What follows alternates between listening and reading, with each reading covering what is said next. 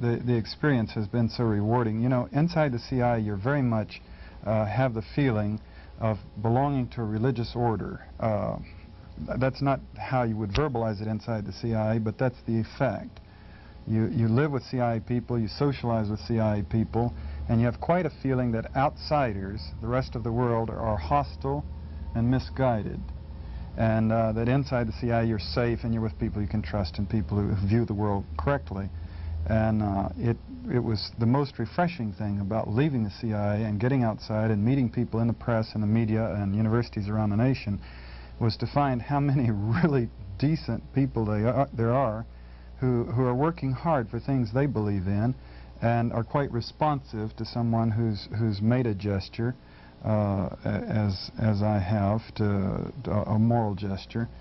And lecturing, for example, as I say, I've lectured, I guess, 36 times. I haven't counted, but many, many times. And I have yet to have one lecture that did not go hours beyond the prescribed time. Even when I had to catch an airplane, they would still keep me for hours. A lecture, you know, would be scheduled for an hour and a half, and 15 minutes of questions. And it would go on, in fact, until midnight, 1 o'clock, with people asking questions and the discussion just flowing.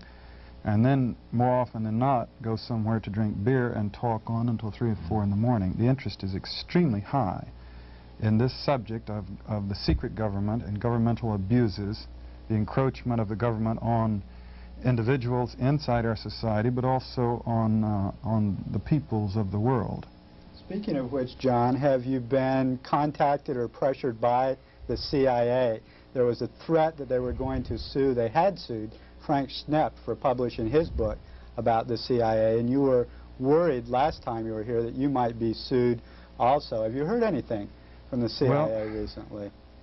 When they sued Schnepp, which was spring a year ago, his book came out a few months before mine did, which I regret, because I think my book was a much better book in a moral sense, not quality of writing or anything. But the government got to him first, just before my book came out, and sued him, and made Schnepp a test case.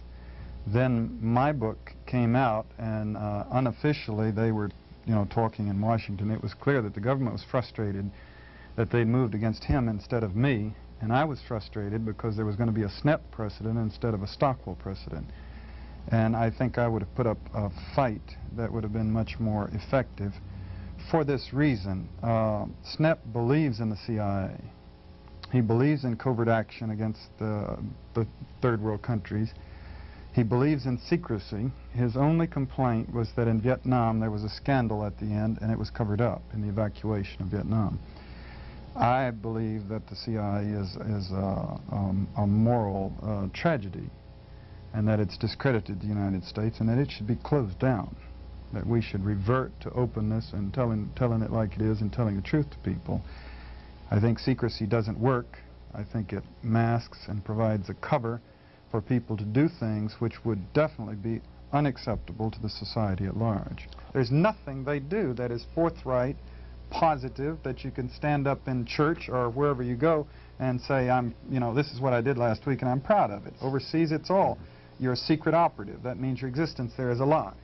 You're pretending to be a diplomat or a scholar or something which you're not. You're getting information covertly, and that means, we have diplomats in these countries who talk to people endlessly. If the information is overtly available, they will get it. You're there to bribe and to induce people to be spies, to commit treason. And you're also there to instigate activities, meaning subversion. Now, these are heavy crimes in every country in the world, normally punishable by death. This is what the CIA does. And I think you also made the point before, a well-taken point again, that if we just went into some of these countries and bought them with money, we'd be doing a lot more for our American interests than if we tried to insidiously, overthrow their governments, give LSD to their leaders, hire prostitutes to be filmed in compromising positions with other leaders. If we just went in and just pumped some money into them, and we could probably buy more friends that way than what the CIA has been doing over the last 20 years or so. And I even hedge a little bit at the word buy friends.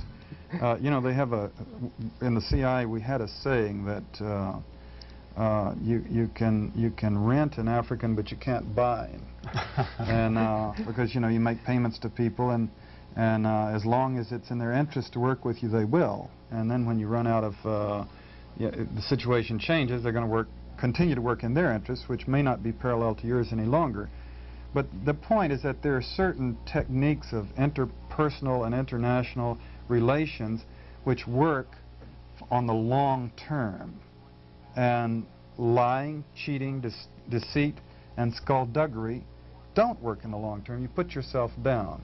Yes, if we would go in with this $13 billion alone and deal overtly with people, I'm sure, and work sincerely for human rights and for democratic action so that those countries can try to have governments like our own and systems like our own, surely we would be further ahead than we are right now. What about intelligence gathering?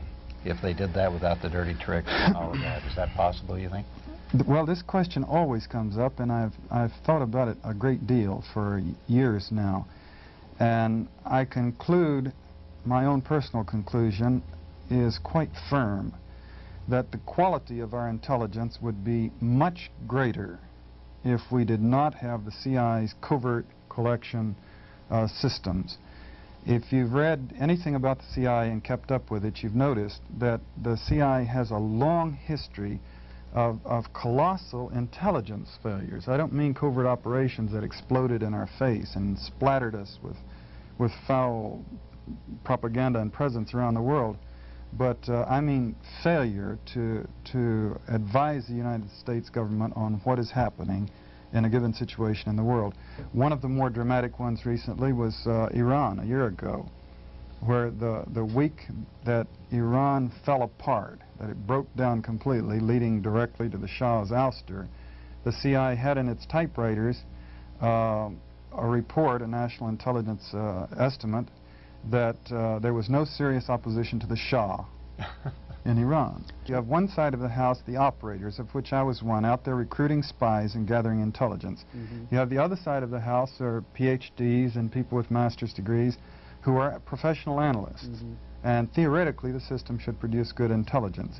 The argument they always throw out is that the CIA, you have to have the human agent to find out what people intend to do. You can get their capabilities from their missile manuals and whatnot, but what they intend to do with those missiles, you have to have an agent penetration. The fallacy of this is that, look at our own White House. Who would you have to have as your spy in the White House to know what the White House is going to do? I mean, obviously the White House doesn't know what it's going to do in a given situation until usually a day or two after it's done it. Particularly this one. And particularly this one, but the Nixon one wasn't much better, and you would have had to have had Henry Kissinger in your pocket to have an estimate of what was being done and what he was going to do. Spies are the most unreliable source of information that can be had. A spy is, by definition almost, a person of abnormal psychology. Normal people don't betray their countries. Abnormal people do betray their countries for various reasons. A spy can be an adventurer who's out to have fun, making up information, a fabricator for various reasons, a double agent working for his own country and for you, or working for his own country against you, or working for the French against both you and Russia. And you add this all up, inside the CIA, we took our own spy information with huge doses of salt. I could go on and on and on with illustrations. I think the point that you made that was well taken last time that you were on the show was that an agency that spends over $10 billion a year collects now it's less 13. Okay, $13 billion, collects a lot less than 10% of the actual hardcore intelligence. I think, what was the exact percentage that you said? Yeah, we were told inside the CIA on things like the mid-career course that the clandestine services collect about 4% of the total gross input. And of that, clearly, a trivial amount was important. We all knew that. But we always lived for that one report that you'd get that would be a big report that would tell everything. But see, the problem with secrecy in an intelligence business is that look at the academic world and try to picture it. If you were able to write your thesis to convince one person, your monitor, your professor, and no one else, You could go to the professor